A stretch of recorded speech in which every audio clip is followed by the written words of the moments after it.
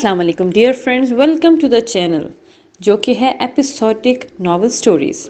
Dear friends, اس channel میں آپ کو ملیں گی بہت ہی اچھوتے ناولز، بہت ہی دلچسپ کہانیاں اور رومانٹک ناولز۔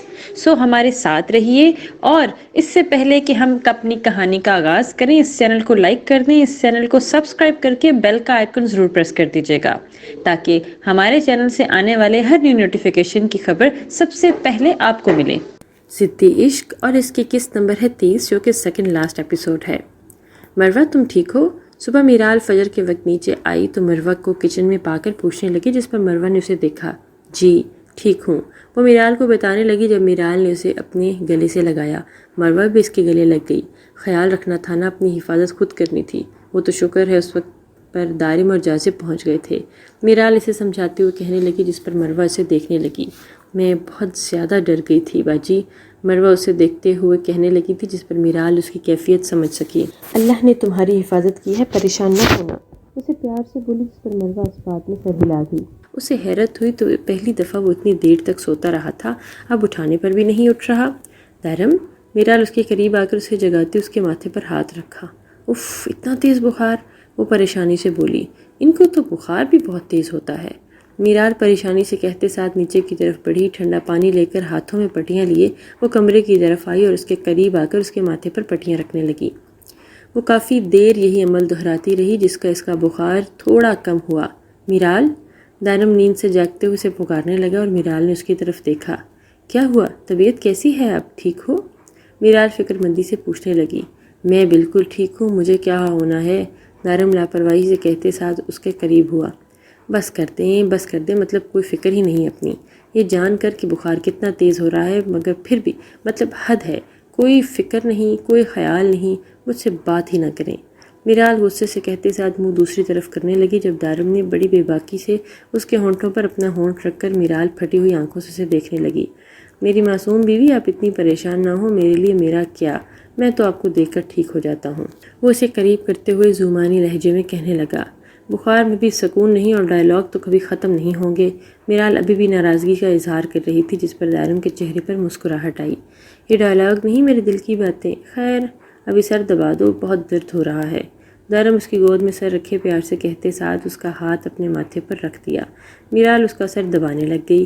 دارم، آپ ٹھیک ہو جائیں، مجھے آپ کو یوں نہیں دیکھا جاتا، میرال کہتے ساتھ اس کے ماتھے پر لب رکھے، اور دارم کو حیرت کا جھٹکا لگا۔ تم میری میرال ہی ہو نا؟ دارم حیرت سے کہنے لگا، جس پر وہ مسکراتے ہوئے اس بات میں سر ہلا گئی۔ واہ، دارم مسکراتے ہوئے بولا، اور اس کے انداز پر میرال بھی مسکرائی۔ کیا سوچ رہے ہیں؟ مروہ جاذب کے پاس آتے ہوئے پوچھنے لگی، جس پر جاذب نے اسے دیکھا۔ اپنے بچوں کے نام، جاذب اسے بتانے لگا، اور مروہ اسے دیکھنے لگ گئی۔ ہیں؟ مروہ کو حیرت ہوئی، جس پر جاذب مسکرایا۔ دیکھو، اگر فاطمہ اور علی تمہاری سائڈ لیں گے تو نمرہ اور جبران میری سائڈ لیں گے، جاذب اسے بتانے لگا، اور مروہ پریشانی سے اسے دیکھنے لگی۔ یہ کون ہے فاطمہ، علی، نمرہ، جبران؟ مروہ اسے پوچھنے لگی۔ ہمارے 4 بچے، جاذب اسے ہاتھ کی انگلیوں کی مدد سے بتانے لگا، اور مروہ کی آنکھیں پھیل گئیں۔ 4 بچے؟ مجھے نہیں چاہیے کوئی 4 بچے، مروہ فوراً کہنے لگی، جس پر جاذب نے اسے قریب کیا۔ مجھے تو 4 بچے ہی چاہیے، اس کے لیے مجھے محنت کرنا ہوگی، وہ آنکھ مار کر زومانی لہجے میں کہتے ساتھ مروہ کو شرمانے پر مجبور کر گیا، اور مروہ اسے آنکھیں دکھانے لگی۔ آپ بہت بے شرم ہیں جاذب، مروہ گھورتے ہوئے کہنے لگی، جس پر جاذب بہت مسکرایا۔ بہت، جاذب رٹائی سے کہنے لگا، جس پر مروہ لب بھینچ گئی، اور جاذب نے اس کے گال پر لب رکھے۔ آج عدالت نے فیصلہ سنانا تھا، اور وہ سب لوگ وہاں موجود تھے۔ ہمدان، صادق، رمشا، تینوں کو لایا گیا تھا۔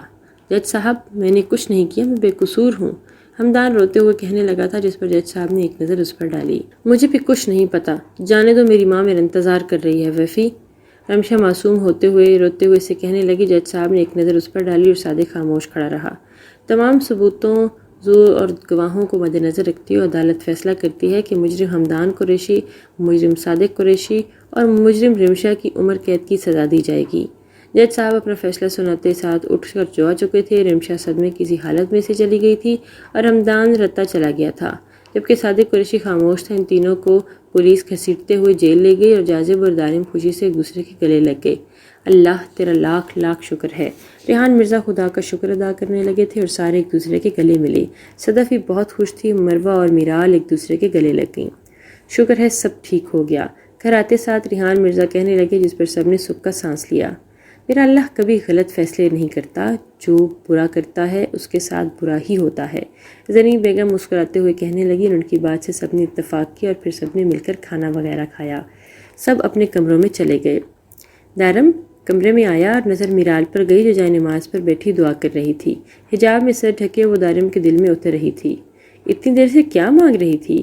اسے دعا مانگتے ہوئے دیکھتے ہوئے پوچھنے لگا اور میرال نے جائے نماز کو لپیٹ کر اس کی جگہ پر رکھ دی اور دارم کے قریب ہوئی۔ اللہ کا شکر ادا کر رہی تھی۔ دارم کو دیکھتے ہوئے مسکرا کر کہنے لگی، کس لیے؟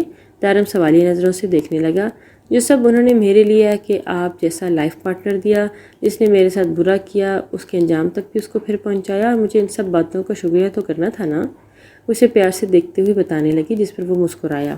انسان اپنی زندگی میں مشکل وقت بھی دیکھتا ہے اور اللہ انہی کو مشکل میں ڈالتا ہے جو برداشت کر جاتا ہے، صبر سے کام لیتا ہے اور ایک دن سب ٹھیک ہو جاتا ہے۔ دارم اسے بتانے لگا، جس پر میرال اس بات میں سر ہلا گئی۔ آپ کو پتہ ہے آج واقعی ہم سب کی زندگیوں میں سب کچھ ٹھیک ہو گیا ہے۔ مروہ بیلکونی میں کھڑی جاذب سے کہنے لگی، نہیں ابھی نہیں ہوا سب ٹھیک، ابھی بھائی اور مام کے بیچ سب ٹھیک نہیں ہے۔ تم نے دیکھا نہیں وہ بات تک نہیں کرتے مام سے؟ جاذب مروہ کو بتانے لگا اور مروہ نے اسے دیکھا۔ ہاں لیکن کیوں، کس وجہ سے؟ مروہ سے مخاطب ہوتے ہوئے بولی، وجہ تو نہیں پتا مجھے، مگر جو بھائی کو برا لگا تھا ان دونوں کے بیچ سب ٹھیک ہو جائے، پھر ہم سب کی زندگیوں میں سکون اور خوشی آ جائے گی۔ جاذب اسے کہنے لگا، ہاں وہ بھی ٹھیک ہو جائے، آپ فکر نہ کریں۔ مروہ جاذب کی جانب دیکھ کر ہاتھ بڑھانے لگی اور اسے تسلی دینے لگی، جس پر جاذب مسکرایا۔ میرال کچن کی طرف بڑھ رہی تھی۔ آخری سیڑھی پر قدم رکھتے ہوئے میرال کو چکر آیا۔ میرال، دارم اسے گرتا دیکھ کر فوراً اس کی طرف بڑھا اور اسے سہارا دیا۔ تم ٹھیک ہو؟ وہ اسے کھڑا کرتے ہوئے پوچھنے لگا۔ جی بس چکر آ رہے تھے، میرال سب پر ہاتھ رکھتے ہوئے اسے بتانے لگی۔ دارم اس کا ہاتھ تھامے فوراً کہنے لگا، نہیں دارم ٹھیک ہو جائے گا، صرف چکر ہی تو ہیں۔ میرال اسے روکتے ہوئے بولی، نہیں میرال طبیعت زیادہ خراب ہو گئی تو چلو تم بس۔ دارم اسے کہتے ساتھ ہاتھ تھامے بڑھ گیا۔ میرال جانتی تھی اس کی ضد کے آگے وہ کبھی بھی نہیں جیت سکتی، اس لیے خاموش ہو گئی اور چل دی۔ کچھ دیر بعد وہ دونوں گھر آئے، سب لوگ ٹی وی لاؤنج میں بیٹھے تھے۔ کیا ہوا باجی؟ مروہ فکر مندی سے پوچھنے لگی اور میرال نظر جھکائی کھڑی تھی اور دارم کے چہرے پر مسکراہٹ تھی۔ تم خالہ بننے والی ہو؟ دارم نے بتایا تو مروہ خوشی اور حیرت کی ملی جلی کیفیت میں مبتلا تھی۔ کیا واقعی؟ مروہ خوشی سے کہتے ساتھ اس کے گالے لگ گئی۔ میرال کا چہرہ شرم سے لال ہو گیا۔ ہائے اس دن کا کتنا انتظار کیا تھا میں نے۔ صدف بیگم نے ماتھا چوما تھا۔ مبارک ہو۔ ریحان مرزا نے دارم کو مسکراتے ہوئے سب نے مبارکباد دی اور وہی سب لوگ بیٹھ کر باتیں کرنے لگ گئے۔ وہاں خاموش تھی تو صرف ایک زری بیگم، وہ خاموشی سے سب دیکھ رہی تھیں۔